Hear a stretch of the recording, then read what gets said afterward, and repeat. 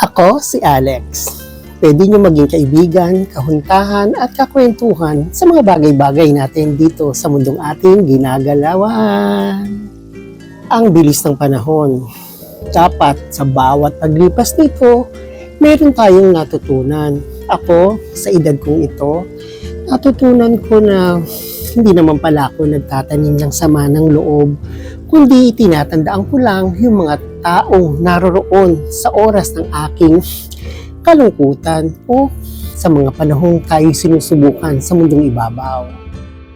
Yan ang ating pag-uusapan ngayon dito sa aking My Journal in Motion sa Love Life ni Myself and I dito sa Alexander YouTube channel. Alam ko, ganun din kayo kung muli-mulian nyo ang buhay natin ito.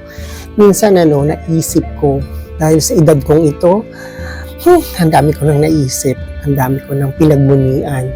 Naisip ko pala na hindi naman pala ako talaga nagtatanim ng sama ng loob, kundi tinatandaan ko lang yung mga bagay na hindi ako sinamahan ng mga taong nasa paligid ko sa panahon ng aking kalungkutan. Pero pagkatandaan natin, hindi naman nila obligasyon na tayo ay kupkupin sa mga panahon na tayo ngayon may pinagdadaanan. Pero, di ba nga ang sabi nga, walang sino man ang nabubuhay sa mundong ito na walang kinalaman sa ating pang-araw-araw na pamumuhay. Di ba?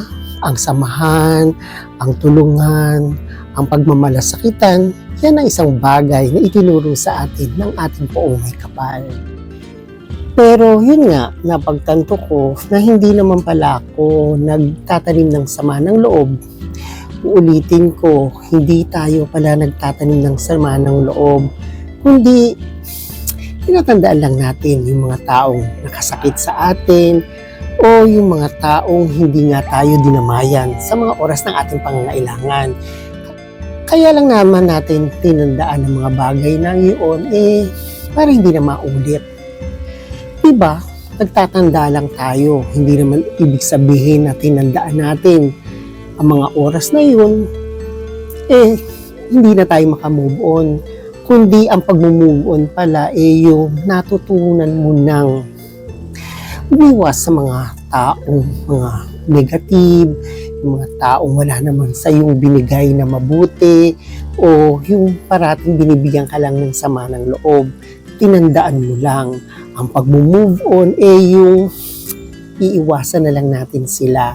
Diba? Yung tinatawag na quiet quitting. Yung bang tahimik natin silang dededmahin na walang sama ng loob. Yun pala yung pag-move on para sa akin. Diba? Yun pala yung maganda natin gawin. Diba? Yung pagdededma na lang natin. Hindi naman ibig sabihin na dinedma natin, wala na tayong tinatawag na pagmamalasakit sa kanila. Kundi, tinandaan nga lang natin yung mga panahon na hindi tayo nangangailangan. Hindi naman sinabi na masama ang ganong gawain. Kundi, binibigyan mo lang ng peace of mind yung sarili mo. Binibigyan mo lang ng karapatang manahimik para sa kapapanatag ng iyong pamumuhay dito sa daigdig. Kaya ang maipapayo ko lang sa inyo, hindi masamang tandaan natin yung mga taong hindi maganda ang dating sa atin. Hindi natin sila binibigyan ng pagkakataong pumasok muli para saktan tayo. Kundi binibigyan natin ng priority ang sarili natin para madama ang kapayapaan sa mundong ating minaasam-asam sa sarili natin. Kasi lahat naman tayo gusto natin ang peace of mind. Tsaka yung mga dumarating sa ating mga blessing, kusa yan dumarating pag lalo na maganda ang vibes na ating. Kaya nga minsan, diba, sabi natin, ang mga taong nakasakit sa atin, yung mga taong dumedma sa atin, ginagawa nating stepping stone para tayo ay tumatag. At minsan, diba, pag minsan nagsosolo ka sa buhay, mas may manaiisip kang magandang mga bagay para sa sarili natin, sa ikabubuti natin, sa ikakatagumpay natin pag tayo ay nag-iisa. Tsaka, hindi ba't pag tayo ay nananalangin, mas maganda yung nag-iisa tayo kasi siya lang mismo yung kausap natin ng ating Panginoon. Diringgin niya yun pag tayo ay nananalangin ng taimtim.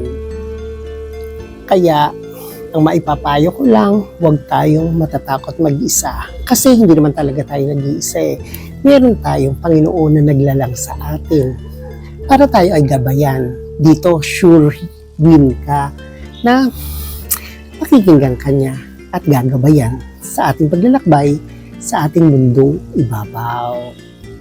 O ayan, uulitin ko, hindi tayo nagtatanim ng sama ng loob, kundi tinatandaan lang natin kung sino sila na hindi naging maganda sa paglalakbay natin sa mundong ibabaw.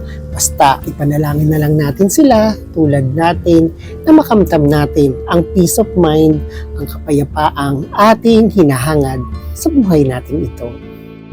Kaya hanggang sa muli, o ayan, wala na naman akong yaman na sa inyo may bibigay, pero meron akong sa inyo kahit papaano maiiwan na magandang pinag-usapan para kahit papaano ang buhay natin dito sa mundong ginagalawan gumaang-gaang. Kaya thank you for watching and God bless, and don't forget to subscribe to my YouTube channel. Please like, share, and comment to my video. God bless.